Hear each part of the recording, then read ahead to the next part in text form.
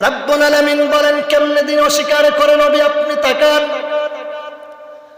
আওয়াইতাল্লাযী ইউকাযযিবু বিদ্দীন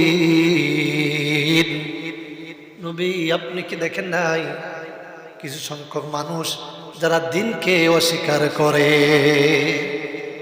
নামাজ ইসলাম এটা অস্বীকার করবে না কিন্তু জীবন ব্যবস্থা ইসলাম এটাকে মানতে চায় না জীবন ব্যবস্থা ইসলাম এটা মানতে চায় না সূক্ষ্ম ষড়যন্ত্র মুসলমানদের ভিতরে প্রবেশ করেছে মুসলমান সালাত আদায় করবেন কোরআনটাকে মেনে নিয়া মুসলমান রোজা পালন করে কোরআনটাকে মেনে নিয়া মুসলমান হজ পালন করে কোরআনটাকে মেনে নিয়া মুসলমান যাকাত দেয় কোরআনের আইনটাকে মেনে নিয়া কিন্তু ওই মুসলমানরাই আবার আল্লাহর জীবন ব্যবস্থা ইন্নাদ-দীনা ইনদাল্লাহিল ইসলামকে অস্বীকার করে আছে না নাই জীবন ব্যবস্থা ইসলাম পরিপূর্ণ কমপ্লিট কোড অফ লাইফ ইসলাম যে একটা পূর্ণাঙ্গ জীবন আদর্শ এটা তখন মানতে চায় না সূক্ষ্ম ষড়যন্ত্র করে মুসলমানদেরকে হাতে ধরাই দেওয়া হয়েছে শুধু তুমি সালাতকে ইসলাম মনে করো শুধু তুমি রমজানকে ইসলাম মনে করো শুধু তুমি হজকে ইসলাম মনে করো যাকাতকে শুধু ইসলাম মনে করো শুধু সালাতটা ইসলাম নয় শুধু রোজাটা ইসলাম নয় শুধু হজ ইসলাম নয় এগুলো হলো ইসলামের এক একটা পাঠ এক একটা অধ্যায় সুবহানাল্লাহ বলেন আপনি ইসলাম মানতে গেলে সালাত আপনাকে আদায় করা লাগবে কারণটা হলো সালাত যদি আদায় না করেন এই পৃথিবীতে মানুষগুলি যখন বিদায় নিয়ে পরলোকে গমন করবে অর্থাৎ কিয়ামতের ময়দানে এই মানুষগুলি দুটি ভাগে বিভক্ত হয়ে যাবে একটি ভাগ জান্নাতি হয়ে যাবে আর একটি ভাগ জাহান্নামী হয়ে যাবে একটা পক্ষ আপনার জান্নাতে যাবে আরেকটা পক্ষ জাহান্নামে যাবে এই যে পক্ষটা জাহান্নামে যাবে কেন জাহান্নামে যাবে আল্লাহ রাব্বুল আলামিন বলেছেন বান্দা জাহান্নামে মানুষ যাবে যতগুলি অপরাধ করার কারণে জাহান্নামে যাবে মানুষ অনেক অপরাধ আছে যেই কারণে মানুষগুলি জাহান্নামে যাবে আল্লাহ রাব্বুল আলামিন বলেন আমার বান্দাগণ যারা জাহান্নামে যাবে যত অপরাধের কারণে জাহান্নামে বান্দা প্রবেশ করবে তার মধ্যে প্রথম নাম্বার অপরাধ হলো সালাত পরিত্যাগ করা সালাত মানে সালাত আদায় না করা জাহান্নামে যাওয়ার যতগুলি অপরাধ তার প্রথম অপরাধ কি বান্দাটা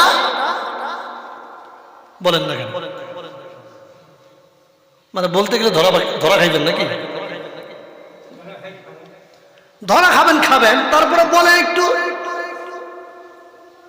জাহান্নামে যাওয়ার জন্য যতগুলি অপরাধ প্রথম অপরাধ কি নামাজ ছেড়ে দেওয়া সবাই বলেন কি ছেড়ে দেওয়া জাহান্নামে বান্দা যাবেন অনেক অপরাধের কারণে জাহান্নামে যাবে তবে প্রধান অপরাধ হলো বেনামাজি থাকা সালাত আদায় না করার কারণে জাহান্নামে যাবে ফেরেশতারা জিজ্ঞাসা করবে ও আল্লাহর বান্দা তুমি জাহান্নামে কেন আসছো মা সালাকাকুম ফি সাকার ক্বালু লাম নাকু মিনাল মুসাল্লিন জোরে বলে আল্লাহু আকবার ফেরেশতারা যখন জিজ্ঞাসা করবে আল্লাহর গোলামেরা তোমরা কেন জাহান্নামে আসলা কেন জাহান্নামে আজকে জাহান্নামের অধিবাসী হওয়ার কারণ কি কি অপরাধ করেছো ওই জাহান্নামীরা বলবে ক্বালু লাম নাকু মিনাল মুসাল্লিন দুনিয়াতে সব কাজ আমি ঠিকঠাক করেছি কিন্তু আমি দুনিয়াতে মুসল্লি ছিলাম না আমি নামাজি ছিলাম না নাউজুবিল্লাহ কবেন না সে জবাব দিবে দুনিয়ার কাজ সব ঠিক করেছি কোনো কাজ আমার গাফিলতি হয় নাই, ব্যবসা আমার গাফিলতি হয় নাই, চাকরি আমার গাফিলতি হয় নাই, কৃষিকাজ আমার গাফিলতি হয় নাই, আমার ব্যক্তি জীবনের কোনো কাজ আমি বাকি রাখি নাই। অসুস্থ শরীর নিয়ে হলেও ব্যবসা প্রতিষ্ঠান খুলেছি, পরিচালনা করেছি। কিন্তু মুয়াজ্জিন যখন বলেছে হাইয়া আলাস সালাম, মুয়াজ্জিন যখন বলেছে হাইয়া আলাল ফালাহ, কল্যাণের দিকে আসো, সালাতের দিকে আসো, তখন আমি বলেছি হাইয়া আলাস সালাম, ও ইমাম মুয়াজ্জিন দুইজনে মিলে নামাজ তুমি সালাহ, দুইজনে মিলে সালাহ। হতভাগা জাতি প্রথম নম্বর অপরাধ জাহান্নামে যাওয়ার জন্য। এই বান্দাগুলি বলবে আমি নামাজি ছিলাম না, মুসল্লি ছিলাম না, ক্বালু লাম নাকু মিনাল মুসাল্লিন।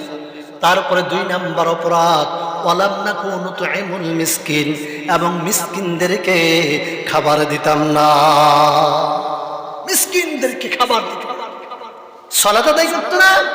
1 নম্বর অপরাধ জাহান্নামে যাবার জন্য। এখন বলেন এই অপরাধের আসামি সমাজে কম না বেশি? আওয়াজ না দিলে বুঝি কেমনে, কম না বেশি?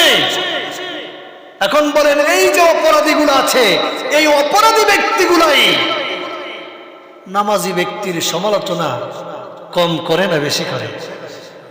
আস্তে আস্তে ফতুয়া দেন মুরব্বি, ফতুয়া দেওয়া লাগবে তো। ফতুয়া এখন মনে হারাই গেছে। এই অপরাধী, এই আসামিগুলি নামাজি ব্যক্তির সমালোচনা করে, আলেমদের সমালোচনা করে, আলেমদের ব্যাপারে বাজে মন্তব্য করতে দ্বিধাবোধ করে না। অথচ আল্লাহ রাব্বুল আলামিন কোরআনে স্পষ্ট ভাষায় বললেন এই মানুষগুলি হলো আল্লাহর দ্বীন অস্বীকারী, আল্লাহর আয়াত অস্বীকারী। আল্লাহ রাব্বুল আলামিন কত চমৎকার করে বললেন। আল্লাহ রাব্বুল আলামিন জানাই দিয়েছেন ওয়াল্লাযীনা কাফারু ওয়া কাযযাবু বিআয়াতিনা উলাইকা আসহাবুন নার খালিদিনা ফিহা ওয়া বিসাল মাসীর। জোরে বলি আল্লাহু আকবার। আল্লাহ রাব্বুল আলামিন বলেন ওয়াল্লাযিনা, আর যারা, আর বলেন বলেন আর যারা, ওয়াল্লাযিনা আর যারা কাফারু অস্বীকার করে, কুফরি করে, ওয়া কাযযাবু মিথ্যা প্রতিপন্ন করে, বিআয়াতিনা আল্লাহর আয়াতকে, উলাইকা আসহাবুন নার ওরা হলো জাহান্নামের অধিবাসী। আল্লাহু আকবার। এখন বলেন আল্লাহর হুকুম অস্বীকার করনেওয়ালা বান্দা সমাজে কম না বেশি? জান্নাতি না জাহান্নামী? এইবার একটু আস্তে হয়েছে, জান্নাতি না জাহান্নামী? বক্তব্যটা মোল্লার না আল্লাহর? এখন আপনি চিন্তা করেন আপনি ওই মামলার আসামি কি আসামি না? চিন্তা করার দরকার আছে না নাই? চিন্তা করেন আপনি ওই মামলার আসামি হয়ে বসে আছেন, এখনো চুপচাপ ঘুমাচ্ছেন কিভাবে? কিভাবে আপনি আল্লাহর আয়াতকে অস্বীকার করলেন? দেখেন লক্ষ্য করে, আপনি বলবেন হুজুর আমি কি আল্লাহর আয়াতকে মানি না নাকি? আমি কিভাবে অস্বীকার করলাম? আল্লাহকে তো স্বীকার করি, কোরআনকে তো স্বীকার করি, আপনি আল্লাহর আয়াতকে কিভাবে অস্বীকার করলেন? ফজরের সালাত হুকুম ফরজ করে দিয়েছেন তিনি কে? আপনি ফজরে অ্যাটেন্ড করলেন না, আপনি আল্লাহর আয়াতকে স্বীকার করলেন না অস্বীকার করলেন? দুপুরে আজান হলো জোহরের সালাতে আপনি অ্যাটেন্ড করলেন না, আল্লাহর আয়াতকে স্বীকার করলেন না অস্বীকার করলেন? ইচ্ছাই হোক অনিচ্ছাই হোক আপনি আল্লাহর আয়াতকে অস্বীকার করেছেন, ঠিক কিনা? মুখে কি বলা লাগবে যে আল্লাহর কোরআনকে মানি না? মুখে বলা লাগবে যে আল্লাহর আয়াতকে আমি মানি না, অস্বীকার করি? আপনার কর্মকাণ্ডে তো বলা যাচ্ছে আপনি আল্লাহর আয়াতকে অস্বীকার করে বসে আছেন। যদি আল্লাহর আয়াতকে অস্বীকার না করতেন, আল্লাহর আয়াতকে যদি অস্বীকার না করতেন, আজান হওয়ার পর আপনি বাড়িতে বসে থাকতে পারতেন না।